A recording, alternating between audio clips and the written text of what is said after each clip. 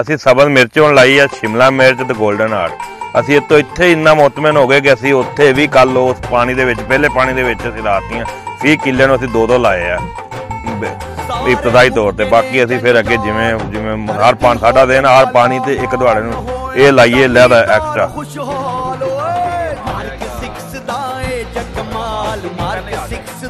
ਇਹਦੀ ਪੈਦਾਵਾਰ ਸਾਡੀ ਸੋਚ ਤੋਂ ਵੱਧ ਆਈ, ਜਿੰਨੇ ਅਸੀਂ ਇੰਨਾ ਸੋਚਿਆ ਨਹੀਂ ਸੀ ਉਸ ਤੋਂ ਵੱਧ ਆਈ।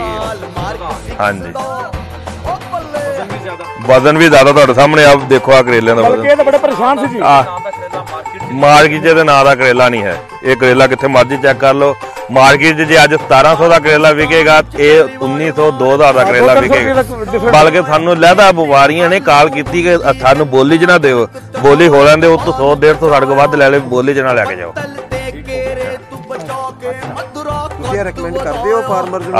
ਅਸੀਂ ਕਹਿੰਦੇ ਹਰ ਬੰਦਾ ਆਲੂ ਵਾਲਾ ਵੀ ਪਾਵੇ, ਮਿਰਚ ਵਾਲਾ, ਖਾਸ ਤੋਂ ਸਬਜ਼ੀ ਵਾਲਾ ਤੇ ਨਹੀਂ ਪਾਵੇ, ਸਬਜ਼ੀ ਵਾਲਾ ਤਾਂ ਲਾਜ਼ਮੀ ਪਾਵੇ।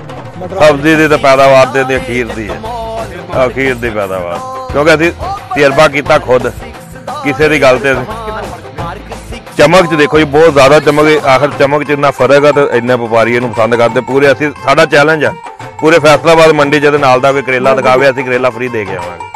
ਪੂਰੇ ਫੈਸਲਾਬਾਦ ਮੰਡੀ ਦੇ ਸਾਡਾ ਐਲਾਨ, ਇਹ ਨਾਲ ਦਾ ਕਰੇਲਾ ਚਮਕ ਵਾਲਾ ਨਹੀਂ ਹੋਏਗਾ। ਪਹਿਲੇ ਹੁੰਦੀ 6 ਦਿਨ 7 ਦਿਨ ਬਾਅਦ, ਆ ਚੌਥੇ ਦਿਨ ਤੜਾਈ ਆ, ਚੌਥੇ ਦਿਨ ਤੜਾਈ ਆ। ਅੱਜ ਜੁਮੇਰਾਤ ਆ, ਅਸੀਂ ਤੁਹਾਨੂੰ ਹਕੀਕਤਨ ਕਹਿੰਦੇ ਸਾਥੀ ਹਫਤੇ ਨੂੰ ਸ਼ਾਇਦ ਤੜਾਈ ਫਿਰ ਕਰੀਏ, ਫਿਰ ਅਸੀਂ ਹਫਤੇ ਨੂੰ ਤੜਾਈ ਕਰਨੀ। ਇਹਦੇ ਨਾਲ ਆ ਸਾਡੇ ਕਰੇਲੇ ਟੁੱਟੇ ਹੀ ਨਹੀਂ ਪੂਰੇ, ਸਾਡੇ ਕਰੇਲੇ ਬੜੀ ਮਿਹਰਬਾਨੀ ਜੀ। Thank you.